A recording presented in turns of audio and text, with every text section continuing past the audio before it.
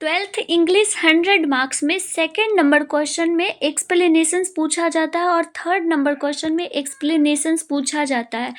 Due to आप लोग अपना सिलेबस कंप्लीट ना होने के कारण बहुत सारे स्टूडेंट अपने एग्जामिनेशंस में एक्सप्लेनेशन टाइप के क्वेश्चंस को छोड़कर चले आते हैं और उनका 8 नंबर कट जाता है। आपको पता होना चाहिए कि 1 नंबर से आप सेकंड हो सकते हो, यहाँ तो 8 नंबर का सवाल है।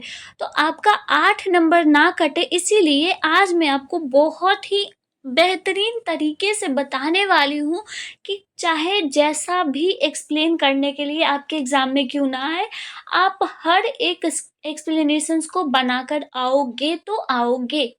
कंफर्म है ये। आपको क्या करना है कि वीडियो को शुरू से लेके अंत तक देखना है और लास्ट में जो स्टूडेंट अपना इम्पॉर्टेंट एक्सप्लेनेशंस देखना चाहते हैं कि कौन कौन सा एक्सप्लेनेशन इम्पॉर्टेंट है, तो वो सारा एक्सप्लेनेशन यहाँ पर देख सकते हैं। ठीक है, आपको इसका पीडीएफ भी नीचे डिस्क्रिप्शन बॉक्स में मैं दे दूंगी, लेकिन क्या करना है कि एक एक बातों को ध्यान से सुनना है।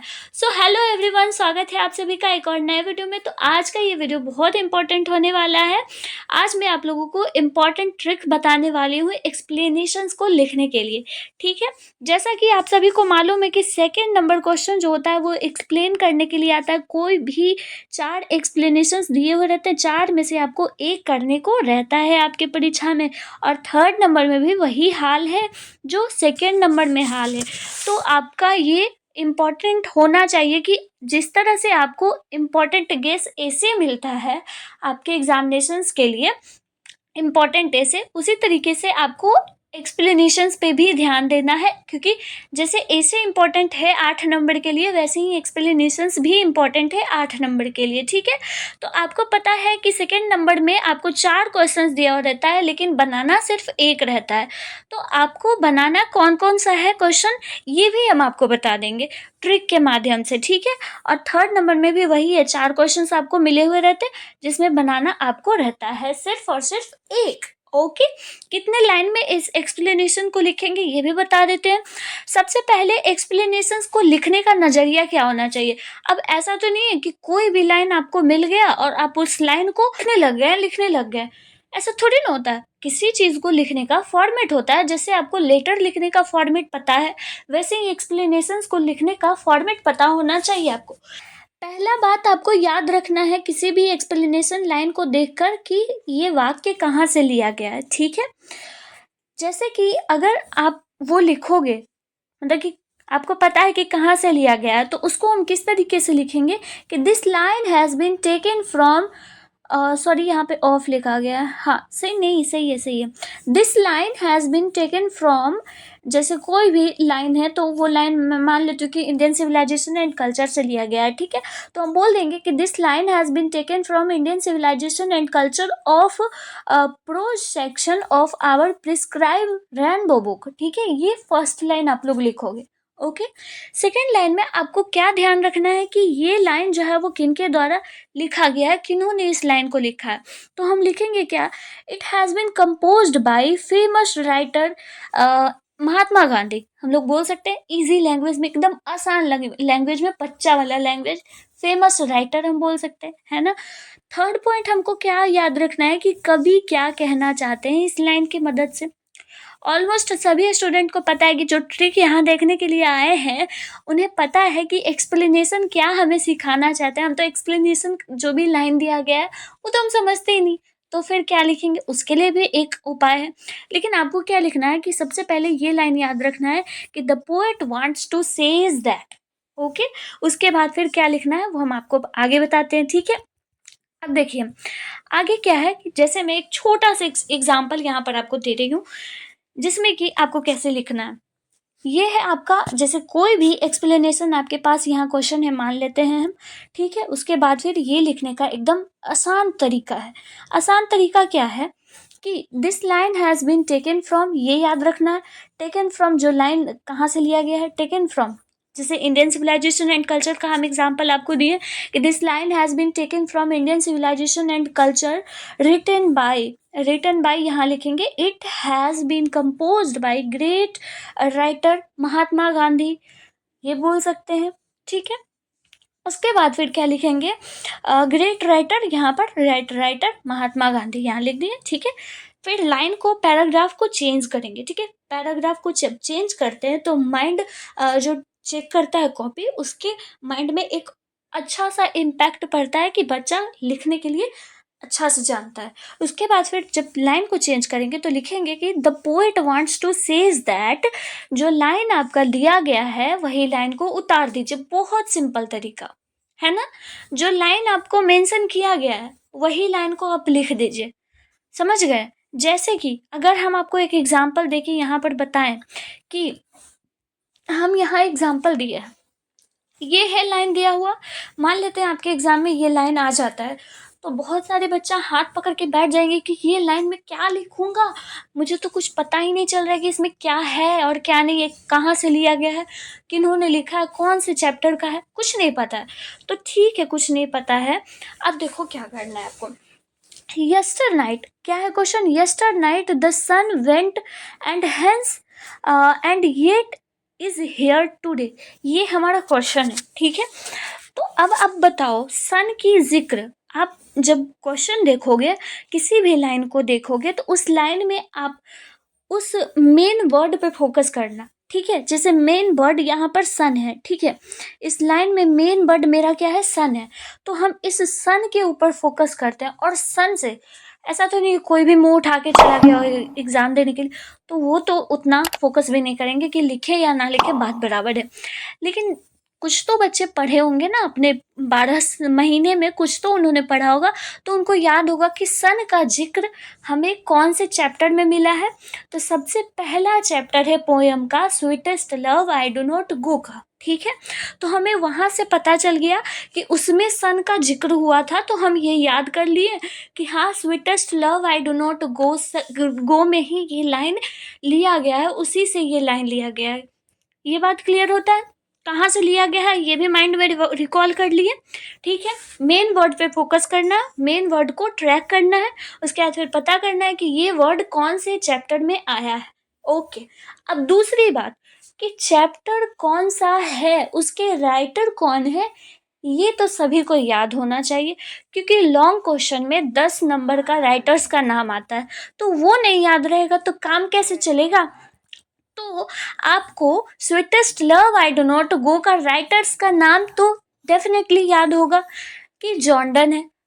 इतना जब पता है तो काम बन गया। अब राइटर्स नेम याद है, चैप्टर्स का नाम याद है, तो आप एक्सप्लेनेशंस को आराम से इजीली लिख दोगे। कैसे, देखिए, हम लिखेंगे कि this line has been taken from sweetest love I do not गो।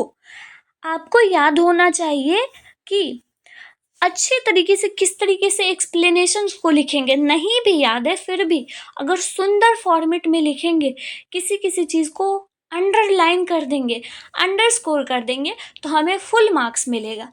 वो भी बताते हैं कि किस चीज़ को अंडरलाइन करना है, ठीक है।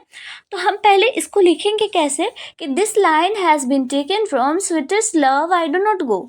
ओके, नेक्स्ट लाइन अगर चेंज होता है तो चेंज कीजिए, नहीं तो उसी लाइन को कंटिन्यू कीजिए। It has been composed by great metaphysical poet John Donne, ठीक है। हमको पता है कि जॉन डन जो थे वो एक मेटाफिजिकल पोएट है, तो हमने लिख दिया कि वो ग्रेट मेटाफिजिकल पोएट है। नहीं तो आप ऐसे भी लिख सकते थे कि it has been composed by great poet John Donne, ये भी लिख सकते थे ना, ठीक है। लेकिन आपको पता ही है कि जॉन डन एक मेटाफिजिकल पोएट है, ठीक है, तो आपने वो लिख दिया। उसके बाद फिर लाइन को चेंज करेंगे, लाइन को चेंज करके हम लिखेंगे कि in this line the poet is trying to convenience his beloved by using the sun as metaphor, ठीक है। Poet compares his journey to the sun and says to his beloved that I return just like the sun come back every morning, I too will come back soon। ये line जो है explanation type का, ये question important है, इसको याद रखिएगा। अब देखिए, हम ये कह रहे हैं कि इस लाइन में पोएट जो है वो कोशिश कर रहे हैं अपनी प्रेमिका को मनाने की। क्या मनाने की, वो एग्जाम्पल देते हैं सूर्य का, एग्जाम्पल देकर सुरेखा वो समझाते हैं अपनी प्रेमिका को कि मैं सूर्य जिस तरीके से जैसे सूर्य हर रोज प्रतिदिन मॉर्निंग को आता है, लेकिन वो रात को चला जाता है, लेकिन मॉर्निंग को जैसे वो आता है वैसे ही मैं जल्दी वापस आऊंगा। तो वो सन से कंपेयर कर रहे हैं अपनी प्रेमिका को समझाने के लिए। समझ गए कि तुम मेरे पास हो, मैं तुमसे थक कर कहीं नहीं जा रहा हूँ, मैं कुछ काम से जा रहा हूँ। जैसे ही मेरा काम खत्म होगा मैं सूरज की तरह जल्दी से वापस तुम्हारे पास आ जाऊंगा। तो ये इस लाइन का मतलब हुआ। अगर इस लाइन का मतलब नहीं पता होता तो क्या करते? इस लाइन का अगर मतलब नहीं पता होता तो सिंपल हम इस तरीके से लिख देते। कैसे? कि वो तो लाइन फिक्स है, यहाँ से लेके यहाँ तक लाइन फिक्स है कि आप पता है, आता है लिखना, लाइन का मतलब है पता, फिर भी ये लाइन लिखेंगे। नहीं पता है फिर भी ये लाइन लिखेंगे कि this line has been taken from sweetest love I do not go, it has been composed by metaphysical poet John Donne. Line को, पैराग्राफ को चेंज करेंगे। पैराग्राफ को चेंज करने के बाद जिनको नहीं पता है कि ये लाइन कहाँ से लिया गया है तो उस लाइन को वो लोग लिखेंगे कि the poet wants to says that yester that, ये इतना याद रखिएगा, the poet wants to says that. उसके बाद फिर जो लाइन दिया गया है वही लाइन को चिपका दीजिए। जैसे ये लाइन हमें दिया गया है क्वेश्चन में, तो यही लाइन हम यहाँ से लेकर यहाँ तक लिख दिए जहाँ तक वो लाइन जाता है। बस हो गया। क्या अब आपको 4 नंबर मिलेगा कि नहीं मिलेगा? जरूर मिलेगा, लेकिन एक छोटा सा काम कर देंगे ना इसमें तो 4 नंबर तो कोई नहीं काटेगा। और वो काम क्या करना है? बहुत सिंपल है। देखिए, काम ये करना है कि कुछ कुछ इम्पोर्टेंट पॉइंट्स को हाईलाइट कर दीजिएगा। जैसे कि हम यहाँ पर अगर आपको इम्पोर्टेंट पॉइंट्स बताएं कि इम्पोर्टेंट पॉइंट्स क्या होगा, इम्पोर्टेंट पॉइंट्स होगा कि ये लाइन जो है वो कहाँ से लिया गया, तो चैप्टर के नाम को अंडरलाइन कर दीजिएगा या फिर अंडर स्कोर में बंद कर दीजिएगा। ठीक है, अंडरलाइन या तो फिर अंडर स्कोर में बंद कर दीजिएगा। ओके, ये पहला काम करना है। दूसरा काम क्या करना है कि इस चैप्टर के राइटर का नाम जॉन डन है, तो जॉन डन को अंडरलाइन कर दीजिए। ठीक है, वेरी गुड, बस इतना ही करना है और कुछ नहीं करना है। अंडरलाइन या स्कोर। और अगर ज़्यादा से ज़्यादा अंडरलाइन हाईलाइटेड पॉइंट्स को करना चाहते हैं तो उसमें कर सकते हैं कि आप इन सभी चीज़ों को अंडरलाइन कर सकते हैं। जैसे कि इस लाइन को आप अंडरलाइन कर सकते हैं, the poet compares his journey to the sun. आप इस लाइन को अंडरलाइन कर दीजिए। I too will come back soon, बस इतना पॉइंट को अंडरलाइन कर दीजिए। आपका आंसर बनके रेडी, और आपको 4 नंबर फुल में फुल मिलेगा तो मिलेगा।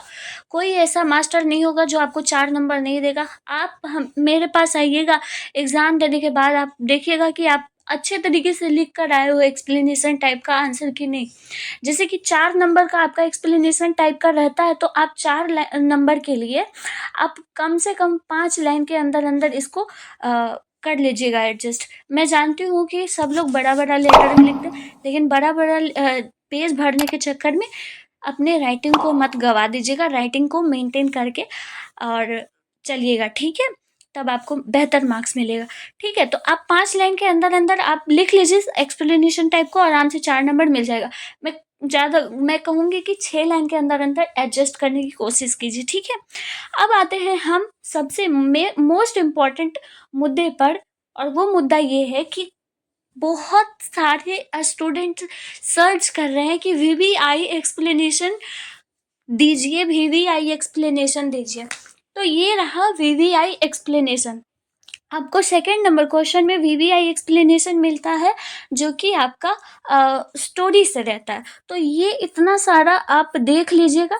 वैसे तो वीवीआई एक्सप्लेनेशंस की ज़रूरत नहीं है, क्योंकि आप जिस तरीके से बताए हैं इस तरीके से आप एक्सप्लेनेशंस को लिखने के लिए अगर लिख लेते हैं तो आप किसी भी एक्सप्लेनेशंस को लिख लीजिएगा।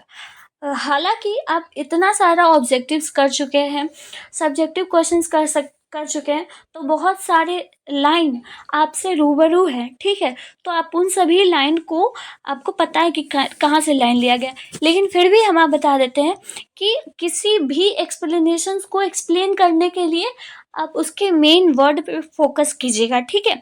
जैसे कि ये पहला क्वेश्चन है, पहला क्वेश्चन में क्या मेन फोकस वर्ड है, the past is not dead and static, it is alive and dynamic. हम पढ़ चुके हैं इंडियन सिविलाइजेशन एंड कल्चर में, डेड एंड स्टैटिक्स के बारे में, अलाइव एंड डायनेमिक के बारे में पढ़ चुके हैं। ये line Indian civilisation and culture का है। दूसरा क्या है, there is absolutely no future of boys. अब ये लाइन में बहुत को कंफ्यूजन होगा, क्या there is no future for a boy like you, boy के बारे में कहाँ जिक्र किया गया है, स्टोरी वाला। तो देखिए बॉय के बारे में 2 चैप्टर में मेरे ख्याल से जिक्र है, कौन कौन सा, बेंजी और सेबी का। तो देखिए बिगड़ा हुआ कौन था, बिगड़ा हुआ दोनों था, लेकिन एक माता पिता के अकॉर्डिंग बिगड़ा हुआ था, एक माता पिता से रूबरू होकर बिगड़ा हुआ था। तो माता पिता से रूबरू होकर कौन बिगड़ा हुआ था, तो माता पिता से रूबरू होकर तो बेंजी बिगड़ा हुआ था ना, लेकिन सैबी जो था वो अपने पैशंस के लिए ज़्यादा वो एक्टिव था। तो उसके पैशन को वो अपने, उसका ऐसा ही पैशन था कि किसी को भी नहीं लगेगा कि इसका कुछ फ्यूचर है आगे, ठीक है। क्योंकि उसके पेरेंट्स को, सैबी जो था वो गार्ड्स की पेंटिंग करता था, तो किसी भी पेरेंट्स को या किसी भी इंसान को लगेगा कि गार्ड्स की पेंटिंग करके उसका फ्यूचर बन सकता है, नहीं ना। तो ये कौन सा चैप्टर का है, द आर्टिस्ट, जो कि राइटर कौन है बताइए जल्दी से, मुझे कमेंट सेक्शन में बताइए द आर्टिस्ट के राइटर कौन है। तो ये पता चल गया कि किस तरीके से एक्सप्लेनेशन टाइप को पहचानना है, समझ गए। तो इसी तरीके से बाकी सारे एक्सप्लेनेशंस को आप लोग देख लीजिएगा, ठीक है। और ये आपका रहा पोएम वाले चैप्टर का है, ये पोएम वाले चैप्टर का है। इसमें भी आपको उसी तरीके से पहचानना है कि हाँ ये कहाँ से लिया गया है। अब इंग्लैंड है, फॉरेन इंग्लैंड, तो इंग्लैंड का जिक्र किस में किया गया है, सोल्जर वाले चैप्टर में, है ना। तो इंग्लैंड में कैसे वो कहते हैं कि मैं मर जाऊंगा तो क्या होगा, मेरी जो डेड बॉडी है वो किसी भी फॉरेन फील्ड में जाकर गिरी हुई रहेगी तो वो ज़मीन मेरी हो जाएगी, ऐसे वो कहते हैं। तो आपको एक्सप्लेन इस तरीके से करना आना चाहिए, ठीक है। And what I assume you shall assume, ये सॉन्ग ऑफ माई सेल्फ का है। O how feeble is man's power that if good fortune fall can not add another horse, ये भी एक्सप्लेनेशंस देख लीजिएगा आप लोग, ओके। अगला है hoping to cease not to death, ये भी एक्सप्लेनेशंस देख लीजिएगा। ब्यूटीफुल लेडी किस चीज़ में बताया गया है, ब्यूटीफुल लेडी जो है वो ग्रेवयार्ड में लेटी हुई है।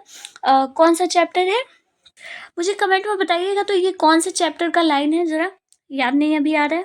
अगला क्वेश्चन क्या है, नाइट एंजल इज डम्ब, ये लाइन भी देख लीजिएगा। मैकविटी देयर्स इज नॉट लाइक मैकविटी, ये वाला भी इम्पॉर्टेंट है, तो इसको भी आप लोग देख लीजिएगा। तो मैं आप लोगों के लिए ये इतने सारे गेस एक्सप्लेनेशन टाइप का भी लाई थी, इसकी तो ज़रूरत नहीं थी, लेकिन फिर भी आप लोगों को बता दी हूँ। आई होप कि आपको ये वीडियो बहुत पसंद आया होगा, क्योंकि मुझे उम्मीद है कि मैं जिस तरीके से आपको एक्सप्लेन करके बताई हूँ, आई होप कि आपको समझ आ गया होगा, कहीं कोई डाउट ना होगा। एक्सप्लेनेशंस में आपको फुल में फुल मार्क्स मिलेगा, 8 में 8 नंबर मिलेगा। अगर इस तरीके से, अगर जिसने भी शुरू से लेकर अंत तक वीडियो देखा होगा उसको अच्छे तरीके से समझ आ गया होगा कि कैसे लिखना है, तो उनको फुल में फुल मार्क्स मिलेगा। 5 से 6 लाइन के अंदर अंदर एक्सप्लेनेशंस को लिख लीजिएगा, और जिस जिस वर्ड को हाईलाइट करने के लिए बोले हैं उसको आप लोग देख लीजिए, कर लीजिएगा हाईलाइट, और मेन वर्ड पे फोकस कीजिए किसी भी एक्सप्लेनेशन लाइन को पहचानने के लिए, ठीक है। आई होप कि कोई डाउट नहीं होगा। अगर कोई डाउट होगा तो मुझे नीचे कमेंट सेक्शन में बताइएगा। अगर वीडियो पसंद आया होगा तो प्लीज़ एक लाइक कर दीजिएगा, क्योंकि इस तरीके के वीडियो बनाने के लिए बहुत मेहनत लगती है, PDF तैयार करना, रिकॉर्ड करना, एंड बहुत सारी दिक्कतों का सामना करना पड़ता है। तो ये सब आपके लिए करती हूँ ताकि आपको कुछ फ़ायदा हो। अगर पसंद आया होगा तो प्लीज़ एक लाइक कीजिएगा और दोस्तों के साथ ज़रूर शेयर कीजिएगा। मिलते हुए फिर मैं नेक्स्ट वीडियो में। Till then take care of yourself, bye bye.